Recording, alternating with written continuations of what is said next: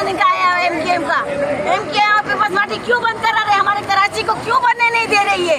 क्या मसला बाजी, आपके साथ क्या मसला, कहाँ से आई हैं? हमारी कराची को तरक्की दो ना, हमारी कराची काम करो। अगर ये हार रहे तो बाइकाट कर दे, मगर कराची को कुछ बनने दो ना, कराची की हुकूमत को आगे बढ़ने दो ना। बाजी कहाँ से आई हैं आप? बनाए ना। कहाँ से आई हैं, क्या नाम है बाजी? मैं आवाम हूँ, मैं आवाम हूँ, 22 करोड़ आवाम की नुमाइंदगी करती हूँ और पाकिस्तानी हूँ। एमकेएम से क्या शिकायत है? एमकेएम से क्या शिकायत है? ये बार बार हटा रहे हैं, हल्का बंदियां लेके बैठ गए, कभी क्या है, बाइकाट करना है तो बाइकाट करते हैं, क्यों डरते हैं? गैस भी नहीं आ रही, गैस नहीं आ रही, बत्ती नहीं आ रही।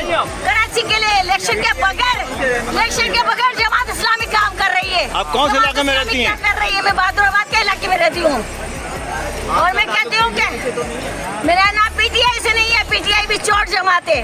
जमात इस्लामी बेहतरीन जमात है, जिससे बगैर उसके नेमतुल्लाह खान ने अपने वक्त पे क्या कुछ नहीं बनाया, सत्तार अफगानी ने क्या कुछ नहीं किया।